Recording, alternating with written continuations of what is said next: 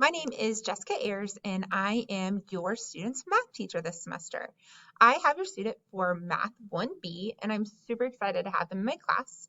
I wish that we could be doing this open house in person like normal, but I think a video was just going to have to be as best as we get. So here is my presentation.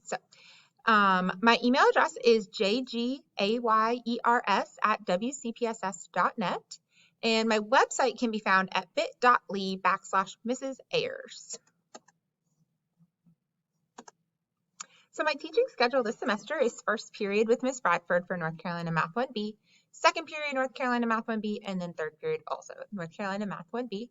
Fourth period is when I have planning. Also note that my classes have first lunch, so we eat between second and third period. I am an Apex High School graduate as well as a UNCW graduate. I taught at South Johnston for about 5 years out in Benson, and this is my 7th year here at Apex High School, and I wouldn't have it any other way. I'm so excited to be a Cougar. I feel like I was born and raised to be a Cougar, so it's really nice to be back at my home school, my alma mater, and teaching here. Some materials that your students need for my class are just some sort of folder or notebook to hold their math work. I recommend a spiral notebook, especially a spiral notebook that maybe has some graph paper in it. Would kill a lot of birds with one stone and help your student to be more organized and also show their work. I require work to be turned in with all assignments so they could write it down and then be able to upload it later. I also highly recommend pencils and erasers to write with, and then colored pencils and highlighters help them for taking notes. They also need access to a calculator, so a TI-84 Plus, but there's also a free calculator app. Desmos has some apps. They can use Desmos on their computer as well. I do include Desmos on the assessments at the moment, so that is there for them, but having the app is also helpful to them as well.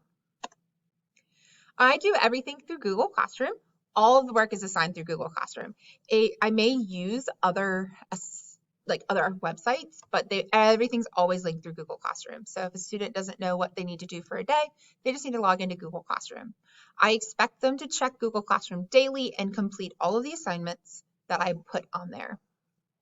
Live meets are also accessed through the Google Classroom link on the homepage, and everything needs to be turned in or marked complete to be considered done. But I will tell you that just because they mark it complete does not mean that it is complete. Students are able to mark something complete without actually having completed it. So ensure your student is actually completing the work when they turn it in. I do require all work to be submitted in an assignment for full credit. So if a student turns in the answers but doesn't have any work to go along with it, they do not get full credit for that assignment. When students submit work, it's pretty easy. They just go into Google Classroom, they click on the assignment, and then you can see at the bottom where it's circled, they go to View Assignment. They can then add or create an assignment, or add or create like a Google Doc or a file into the assignment, or if one's already been created there, they can edit it there. Once they've completed it, they would just click the Mark as Done button. And when they click add or create, it gives them options. They can choose from their Google Drive, they can choose a link or a file, or they can create a new Google Doc or wherever. Our grading scale is 55% for tests, quizzes are 35%, and homework is 10%. So while homework is every day, it's a very small percentage of their grade, but it does help give them practice so that they do better on tests and quizzes. It's possible that a student could do no homework and still pass the class, but it's also possible that a student could do no homework and fail the class. So it's important homework does hold some importance because that's how students know if they're understanding the material. I do accept late work, and it is all up until the unit tests. So I found that after the unit tests, students need to really just move on to the next unit so they can start really building from there. So after the unit test, I will no longer accept late work. I do ask that when students turn in late work, they should leave a private comment in the assignment, and that is found right at the bottom under where they turn in their work. And that is just to alert me that they have completed it. So I just need to leave a little comment that says, hey, I turned this in, and that just helps me go back and find it to grade it. There is not really a cutoff date for quizzes and tests, but I do recommend they get those done as quickly as possible, maybe within 2 weeks, because that's how they'll do better on that assignment.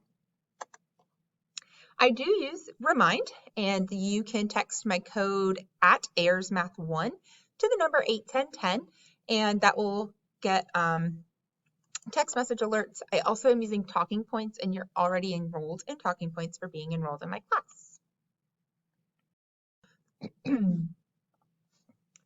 So each class, we have live time and non-live time.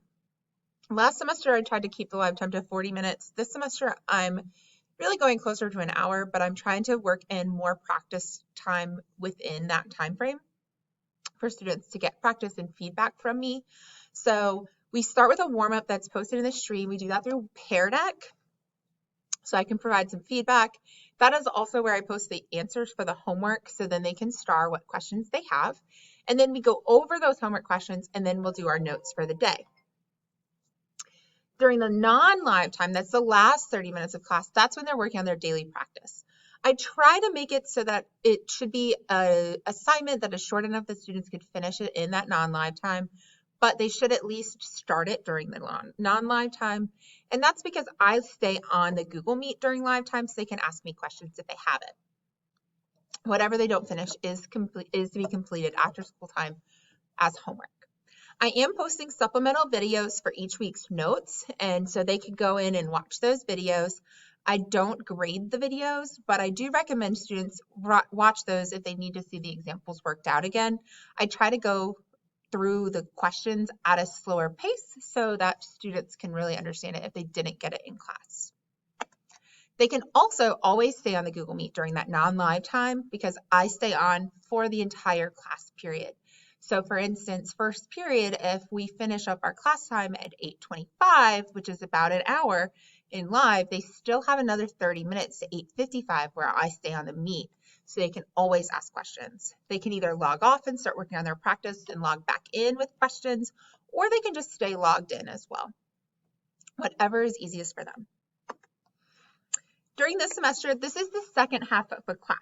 So we start with Unit 6, and that's Systems of Equations and Inequalities. Then we do Building Quadratic Functions, Interpreting Quadratic Functions, and Modeling Data.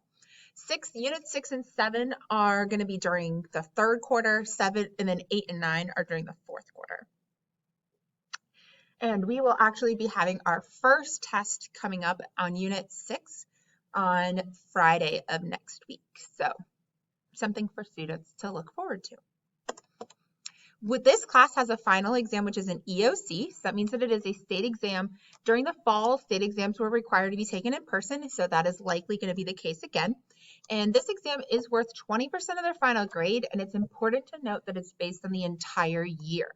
So this fall course, the Foundations of Math 1, and then Math 1B for this semester. So we will be reviewing as part in May for that and really focusing on the whole year, not just the semester when we do that.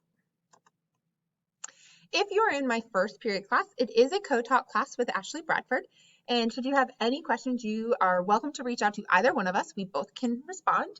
Miss Bradford's email is abradford2@wcpss.net. Thank you again for coming and watching my video. And if you have any questions at all, please feel free to reach out. My email address is jgayers@wcpss.net. I'd be happy to answer any of your questions, and I'm really enjoying getting to know your students. Have a wonderful night. Bye.